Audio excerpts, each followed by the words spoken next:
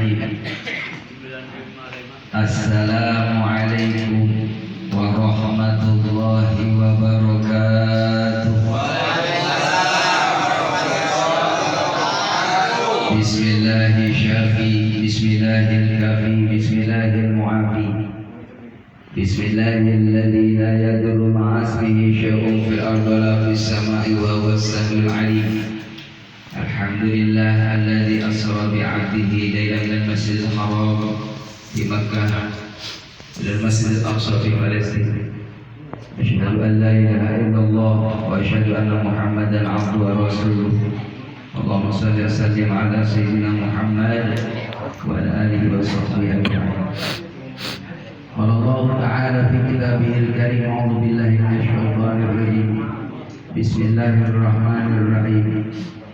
Subhanalladzi asra bi 'abdihi lailan minal masjidil haram ilal masjidil aqsa alladzi barakna haulahu linuriyahu min ayatina innahu huwas sami'ul basir. Wa qala Nabi sallallahu alaihi wasallam as-salatu mi'rajul mu'minin. Sadaqallahu sadaqa Rasulullah sallallahu alaihi wasallam. Allahumma barik lana fi Rajab wa Sya'ban wa ballighna Ramadan bi rahmatika ya arhamar rahimin. Para saksi, para hujjah, guru-guru kita bersama yang hadir, semuanya insyaallah dirahmati oleh Allah Subhanahu wa taala. Terkhusus ketua majelis taklim Bapak Ahmad, juga para orang tua kami yang hadir. Ya Allah, saya tidak sebutkan satu persatu, tidak mengurangi rasa taklim saya. Juga sahabat beserta keluarga yang senantiasa dirahmati Allah. Alhamdulillah, bersyukur pada Allah Subhanahu wa taala. Pada malam yang mubarakah ini kita dapat bersama-sama bermuajahah, bermujalasah, bermusafahah di tempat yang baik, di tempat yang penuh dengan barokah. Karena tempat ini kita sama-sama telah berzikir, mengagungkan Allah, memuji Allah, membesarkan Allah. Maka insya Allah orang yang banyak berzikir kepada Allah Subhanahu wa taala dikumpulkan nanti oleh Allah Subhanahu wa taala di akhirat nanti dengan orang-orang yang diistimewakan oleh Allah Subhanahu wa taala. Amin. Allahumma shalli ala sayyidina Muhammad sallallahu dan salam. Semoga terlimpah curahkan kepada Nabi Muhammad sallallahu alaihi wasallam yang kita harapkan syafaatnya. Ya rahimakumullah, kita sudah masuki di bulan Rajab. Bulan Rajab adalah bulan yang istimewa. Ada 3 bulan yang di dalamnya Allah Subhanahu wa taala mencurahkan rahmat, mencurahkan keberkahannya, mencurahkan kebaikannya.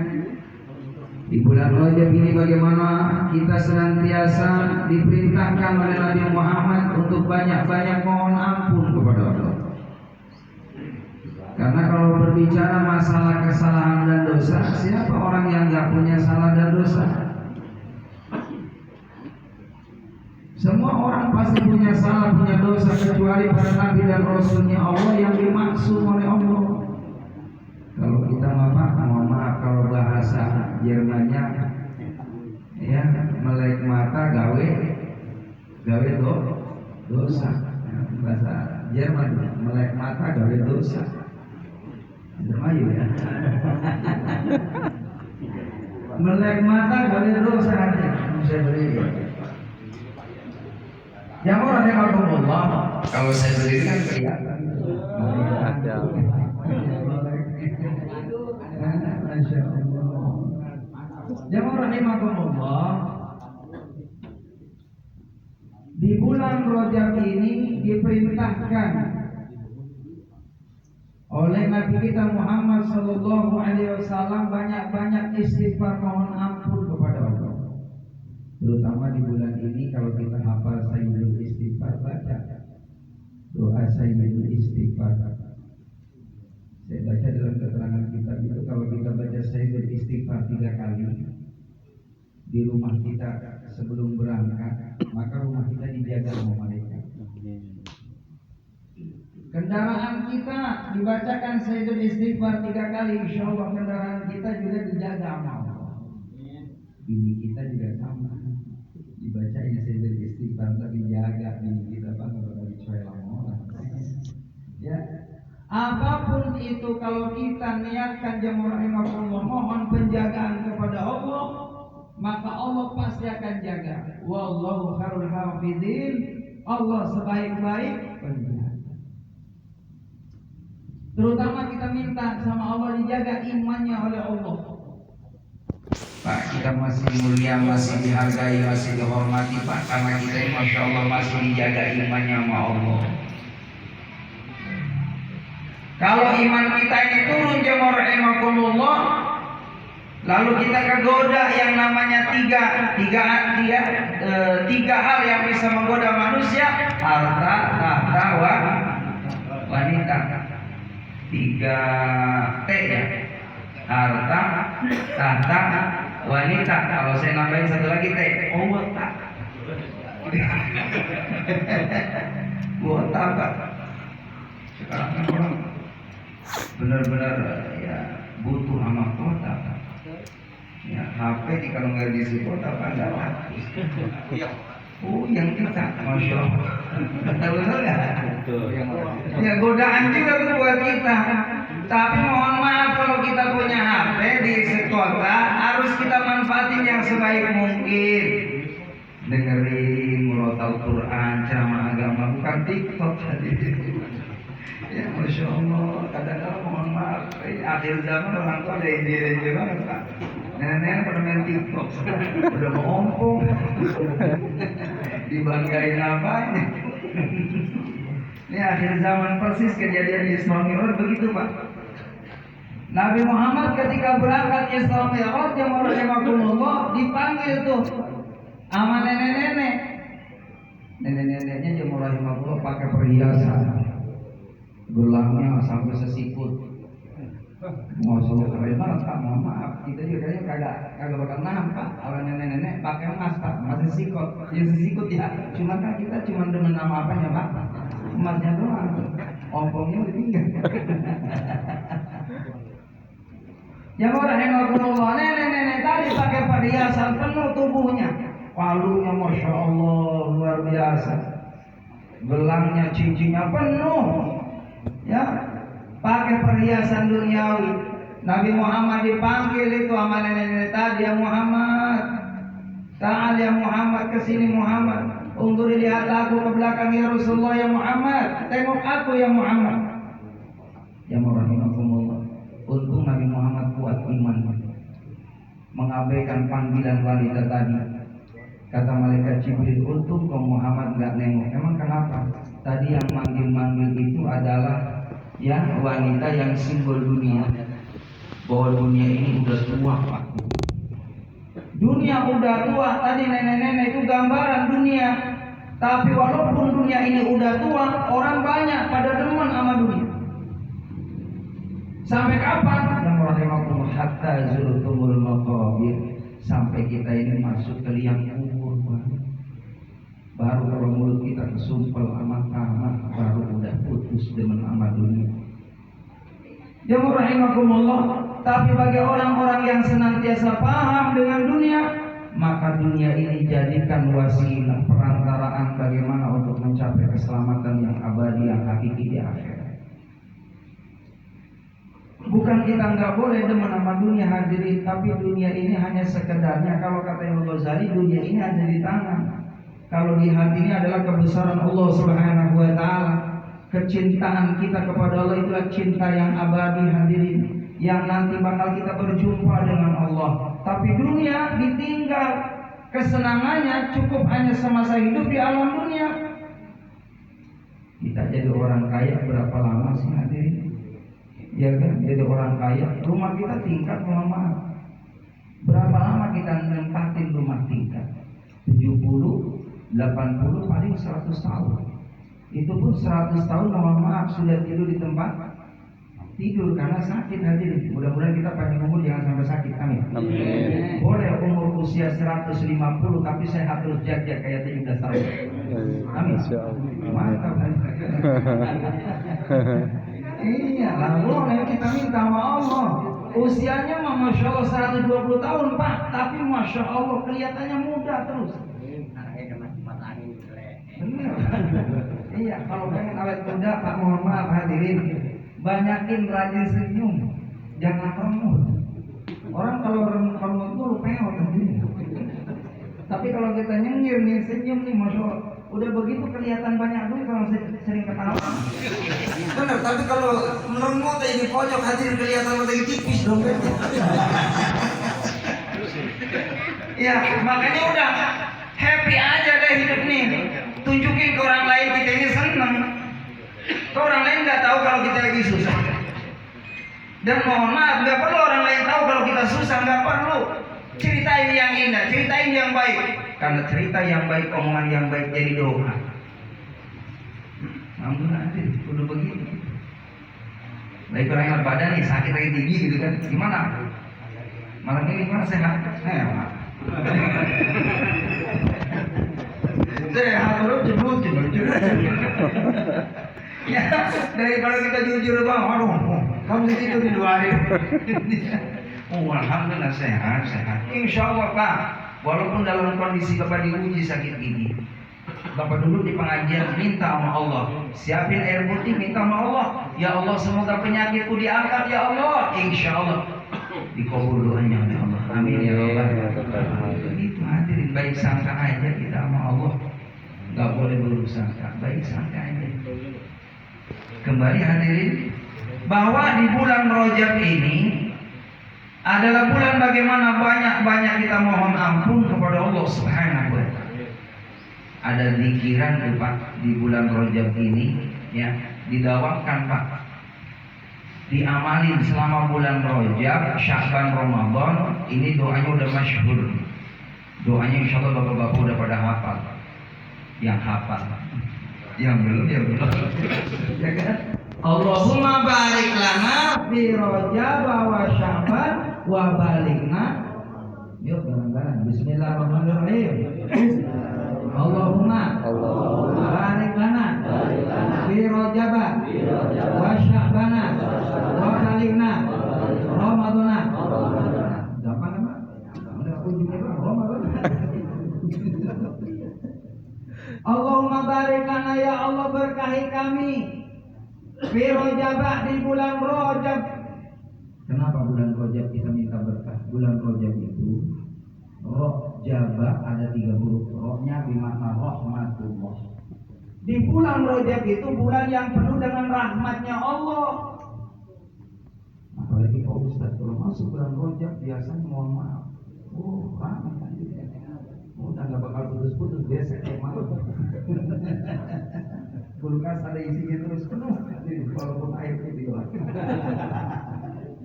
Ya Allah. Ya kan, memang nikmat banget kita nih Masya Allah di bulan Rajab. Kita kudu senang hadirin diketemukan oleh Allah Subhanahu wa taala di bulan istimewa, bulannya Allah. Inna Rajab syahrullah, bulan Rajab ini adalah bulannya Allah. Bulan bagaimana Allah Subhanahu wa taala telah mengisra mi'rajkan Nabi Muhammad. Kapan Nabi Muhammad Isra Mi'raj? Ketika beliau diuji sama Allah. Bapak yang rahimakumullah, kalau kita lihat sejarah, Nabi yang paling besar ujian, yang paling berat adalah Nabi kita Muhammad sallallahu alaihi wasallam. Nabi Muhammad yang rahimakumullah ada di kandungan Siti Aminah. Itu sudah ditinggal oleh ayahandanya 6 bulan. 6 bulan dalam kandungan ibundanya, Nabi Muhammad sudah menjadi yatim, tidak pernah berjumpa dengan ayahnya. Kita masih sempat ketemu dengan ayah bunda kita, Nabi Muhammad tidak belum jumpa dengan ayah tercinta. Usia 6 tahun Nabi Muhammad yatim piatu. Lagi pengen dimanja-manjanya sama bundanya, ternyata bundanya Siti Aminah menghadap Allah Subhanahu wa taala. Yatim piatu usia 6 tahun hadirin, dibesarkan oleh kakeknya, dibesarkan oleh pamannya.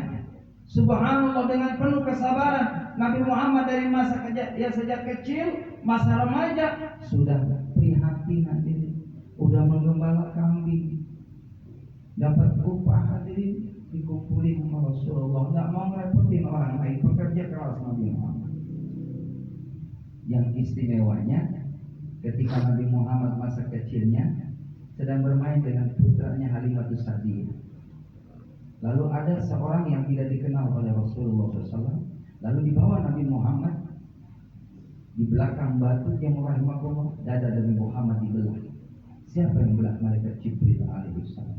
Dibersihkan hati-hati yang tidak baik, diisi dengan hati-hati yang penuh dengan hikmah, dengan ilmu, dengan iman. 3. Allah mengisi hati Nabi kita Muhammad SAW dengan iman, dengan ilmu, dengan hikmah. Yang rahimahullah, pantas Nabi Muhammad dari sejak kecil sampai beliau subhanallah mendapatkan risalah kerasulan, kenabian, beliau terkenal sebagai Al-Amin, orang yang dipercaya.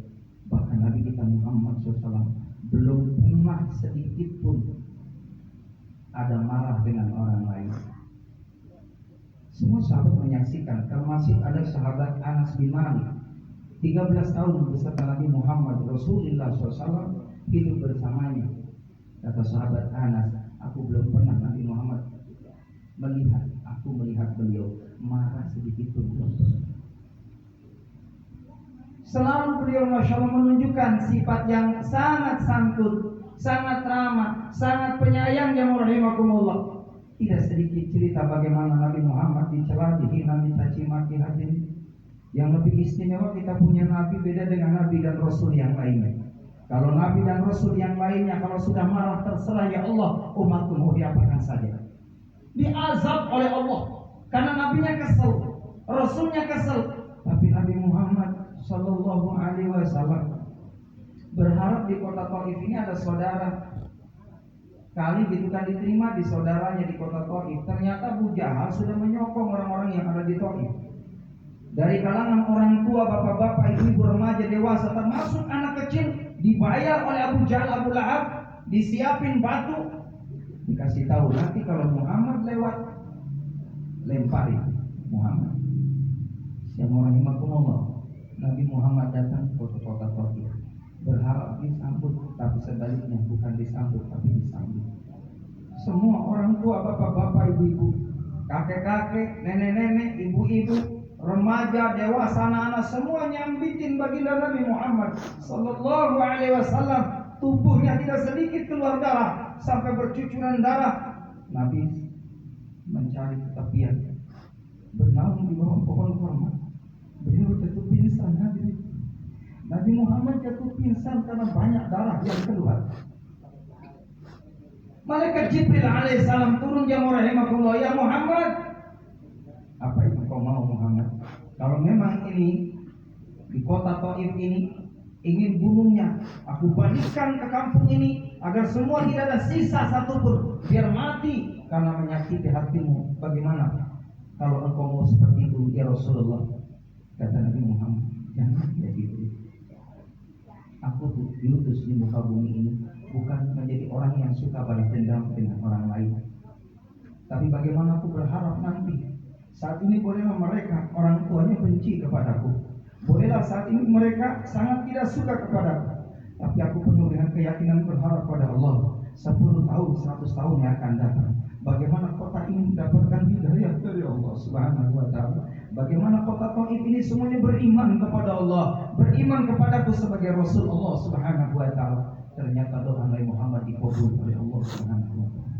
Inilah akhlak Nabi Muhammad SAW. Pantas Nabi kita Muhammad SAW bukan hanya disimpati, bukan hanya disenangi oleh kaum para sahabat, tapi mohon maaf, binatang-binatang pun mencintai Nabi Muhammad Rasulullah SAW. Pepohonan semua mencintai Nabi Muhammad SAW. Pernah terjadi yang rahimakumullah, ada onta milik orang Yahudi. Dia memeras tenaga onta hanya untuk mengambil keuntungan, tapi tidak memperhatikan hak onta. Dia juga sama butuh diperhatikan, butuh makan, butuh minum, tempat istirahat yang layak. Ternyata si onta ini jemaah rahimakumullah milik Yahudi, hanya diperas tenaganya, nggak pernah dikasih diperhatikan sebaik mungkin. Onta itu ngamuk jemaah rahimakumullah.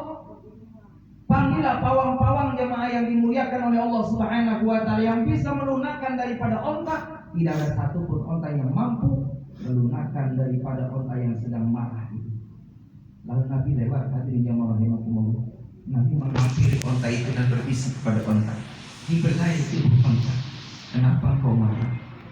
Aku dizalimi oleh majikanku ya Rasulullah." Seperti apa dengan Nabi kita Muhammad SAW? Maka apa mau tolong berikan hak aku darimu. Ngomong aja rahimahumullah, seorang ya Nabi Muhammad kepada orang Yahudi tadi, "Wahai bapak, engkau memakai tenaga onta, tolong perhatikan makanan, minuman, dan apa yang menjadi kebutuhannya. Niscaya onta ini tidak akan marah." Saat itu jemaah rahimahullah, istimewanya ketika onta ngobrol dengan Rasulullah, itu onta langsung menekukkan kakinya, merunduk di hadapan Nabi Muhammad sallallahu alaihi wasallam, saking ta'zimnya kepada Nabi Muhammad Rasulullah sallallahu alaihi wasallam. Ya rahimakumullah. Lalu ada peristiwa yang bersejarah lagi. Bagaimana ketika Nabi Muhammad Rasulullah SAW beliau hijrah dari Mekah ke Madinah. Pertama kali baginda Nabi Muhammad dan para sahabat membuat masjid yang namanya Masjid Quba. Dari pelepah daun kurma, dari pohon kurma dibikinlah itu Masjid Quba jemaah rahimahullah di zaman dahulu. Termasuk para sahabat membuat mimbar dari pohon kurma. Dipakailah itu pohon kurma untuk mimbar Nabi Muhammad Rasulullah SAW setiap sholat Jumat. Berjalannya waktu sudah rapuh hadirin, maka sahabat sepakat kita bikin mimbar yang baru. Sudah jadi mimbar hadirin, Nabi naik mau khutbah Jumat, terdengar isakan tangis yang begitu memilukan, nangis yang terus menerus, tangisannya begitu sedih. Ternyata Rasulullah paham bahwa pohon kurma tadi, kurma yang biasa Nabi pakai untuk mimbarnya dulu, itu nangis bercucuran karena sudah tidak lagi disentuh oleh Nabi kita Muhammad Rasulullah SAW. Itu kurma nangis Pak, mimbar lamanya. Lalu Nabi menghampiri, yang menghampiri pengen disentuh hadirin. Ketika sudah disentuh, maka kurma tadi, pohon kurma yang buat mimbar lebih awal tadi, itu langsung diam karena cintanya kepada Nabi kita Muhammad Rasulullah SAW. Artinya jemaah rahimahullah, di balik cerita ini, hayawan, tumbuhan semuanya begitu mencintai Nabi Muhammad Rasulullah SAW. Pantas peristiwa Mi'raj ada kaitannya bahwa Mi'raj ini adalah permintaan makhluk yang ada di langit. Suatu saat insyaallah pertemuan yang akan datang akan saya ceritakan kenapa Nabi Muhammad Mi'raj ke langit. Insyaallah kita lanjut pada gelombang dan radio yang sama. Radio apa ya?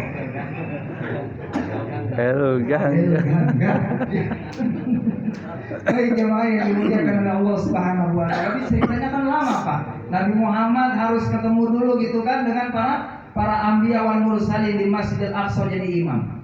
Belum lagi naik langit pertama. Langit pertama aja jemaah rahimahullah ini ceritanya 3 hari tadi.